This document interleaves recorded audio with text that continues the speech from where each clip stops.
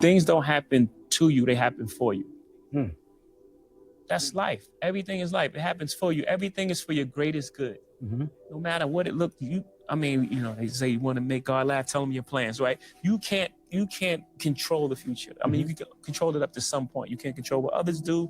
You can't control anything. Someone can run a red light and that's the end of everything. You only can control what you can control.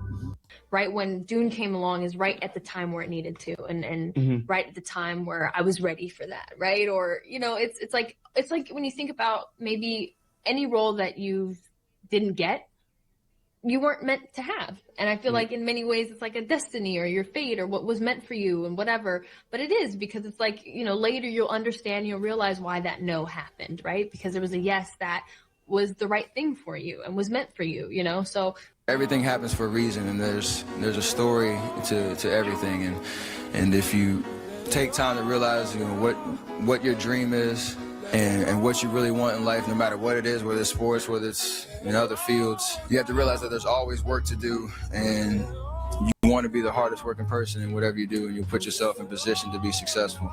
I wouldn't say she was peaceful all the time, but I was just struck by her confidence and her knowingness that everything was happening for a reason. She never got upset about things. And Zendaya, Madonna, Steph Curry, Jay-Z, many celebrities, public figures, you name it. Different lives, different beliefs, but the same idea. Everything happens for a reason. And it does sound comforting. It makes life feel a little less chaotic. It makes pain feel purposeful. And really, it gives us something to say even when we don't know what to say. But here's the question. Does the Bible actually teach that every tragedy was specifically planned to happen for some hidden reason? Because there's a massive difference between saying God can bring purpose out of suffering and then saying God deliberately caused the suffering for that purpose. And if we confuse those two ideas, we can end up defending a picture of God that the Bible itself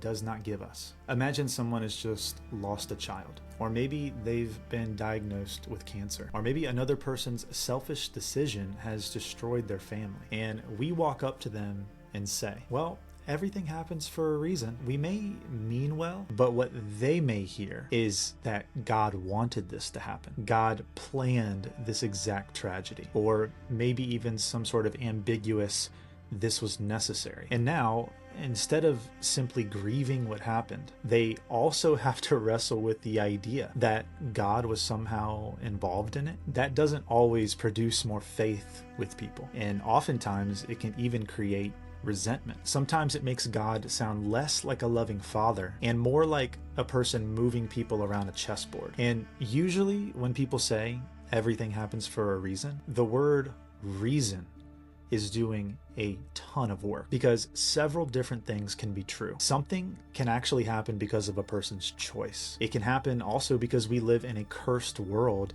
and in a broken creation. It could also just happen as a natural consequence to previous decisions. And ultimately, God can bring redemption from that. But those are not all the same as saying God specifically scripted this event because he wanted it to happen exactly this way. And the scriptures actually give us a much more complicated and much more honest picture. Listen to what the teacher says in Ecclesiastes chapter 9. It says, "The race is not always won by the fastest person. The battle is not always won by the strongest. The wise do not always have food. The intelligent do not always become wealthy." And then he says, time and chance happen to them all. That's actually in your Bible. And Ecclesiastes does not describe life as some sort of neat system where good choices produce good outcomes and bad choices always produce bad outcomes. Sometimes the faster runner loses. Sometimes the stronger army is defeated. Sometimes a wise person struggles while a foolish person thrives. And sometimes tragedy comes unexpectedly and suddenly. I mean, the book continually describes life with the Hebrew word hevel, and it literally carries the idea of smoke or a vapor. You can see smoke. I mean, it's a real thing, but you can't grab it, you can't force it. into whatever shape you want to put it into. And quite frankly, this is honestly what life can feel like. Real, but difficult to control. Visible, but impossible to fully understand. And Ecclesiastes is not saying that God has lost control. What it is saying is that we don't live with enough information to predict every outcome or explain every complex event. Life, as the scriptures would say, under the sun is not a mathematical formula. Faithfulness is not a vending machine where you insert obedience and then receive comfort, health, and success. And that leads us to one of the clearest examples in the Bible. Job loses almost everything: his wealth, his children, his health. And the Bible makes it clear from the beginning that Job is not suffering because he was secretly an evil man. He's actually described as blameless and upright, but Job's friends can't accept that. They need life to operate with a simple formula. Good people prosper, bad people suffer, and Job's suffering, so he must have done something wrong. They almost keep searching for this hidden explanation, and they insist that there must be some specific moral reason that all of this has happened to him. And this is where the story becomes uncomfortably relevant, because Job's friends, they're not atheists. They are actually defending God. They're trying to make God's actions understandable. But in that process, they accuse a suffering man of sins that he did not commit. They would rather give Job a false explanation rather than admitting that they don't know why it all happened. And when God finally speaks from the whirlwind, he doesn't hand Job a list of reasons. God shows Job that reality is far larger and much more complex than Job can see. The reader is shown a part of the heavenly conflict at the beginning of the book, but Job himself is never given a neat explanation that ties up all of his suffering with a bow. I mean, God doesn't say, here are the 5 reasons that you lost your children. Rather, Job is actually comforted with the limits of his own perspective and with the vastness of God's wisdom. And at the end, God rebukes Job's friends. Their certainty and their neat formula was not faith. It was just bad theology. And bad theology hurts people. The scriptures also refuse to treat humans like puppets. People sincerely make genuine decisions. They lie, people betray, they abuse power, they drive drunk, people act selfishly, violently, foolishly, and all of those choices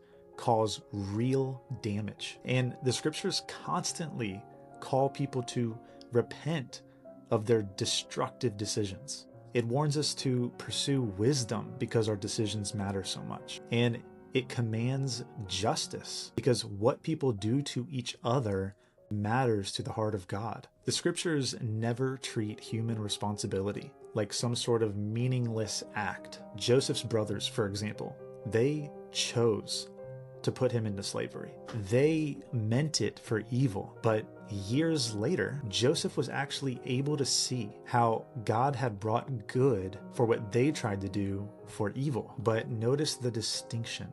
Their actions were still evil. God's redemption of it all did not now make their betrayal a good thing. And that distinction really matters. God can clearly permit something without approving of it. He can govern history without morally endorsing every act within history. He can redeem an event without being the author of that event's evil. And someone might ask, well, what about God's sovereignty? And maybe they'll quote something like Romans 8:28. We know that in all things, God works for the good of those who love him. And that verse is absolutely true, but it does not say all things are good. It says God works in all things for good. The surrounding chapter of that verse talks about suffering. It talks about weakness. It says creation itself is groaning. It says believers are groaning.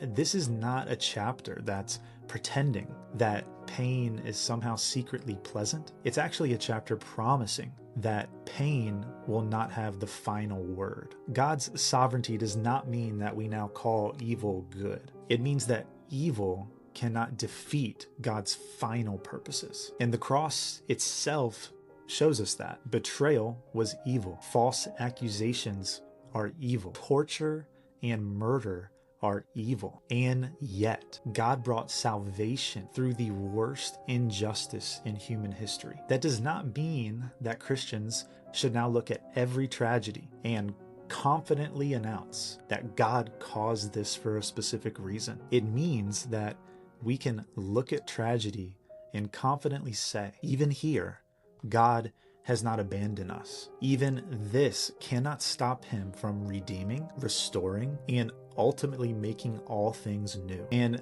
that is a much stronger hope than just a simple cliche. So, does everything happen for a reason? Well, that depends on what we mean. If we mean that God can work through anything, that nothing can separate us from his love, and that evil will not ultimately defeat his purposes, then yes. But if we mean that every car accident, every illness, every act of abuse, and every tragedy was individually scripted because God wanted that exact evil to happen, well, the Bible does not give us the right to claim that. Sometimes we know why something happened. Sometimes another person made a terrible decision. Sometimes we are experiencing the consequences of our own decision. And sometimes we're simply living in a creation that's under a curse. And also, sometimes, like Job, we're not given an explanation. Biblical faith is not pretending to know the reason to everything. Biblical faith is ultimately trusting God's character when we don't have the answers. So the next time someone is suffering, maybe we should just resist the urge to explain. Instead of saying everything happens for a reason, we could just say, I am so sorry. What happened to you was not okay, and I don't know why this happened. But God has not abandoned you, and neither will I. Because sometimes the most Christian response really isn't an explanation. It's just simply presence. It's mourning with those who mourn. It's sitting with someone in the ashes of their suffering without becoming one of Job's friends. And ultimately, Christian hope is not that every event will make sense to us in this life. Christian hope, at least real Christian hope, is that God is faithful, even when life doesn't make any sense. We don't need a detailed blueprint for every single tragedy. We need a God whose character can be trusted in the dark, a God who enters suffering himself, a God who promises to ultimately defeat death, and a God who can redeem everything that he has not called good. The question is not only, why did this happen? Sometimes the better question is, who is God going to be for me now that it has happened? And if you are curious what that final hope looks like, I made a video going through the specific details of what actually happens when Jesus returns. And we don't just go to heaven forever. If you want to see that, click that video here on your screen. And I hope this was helpful. We'll see you in the next video.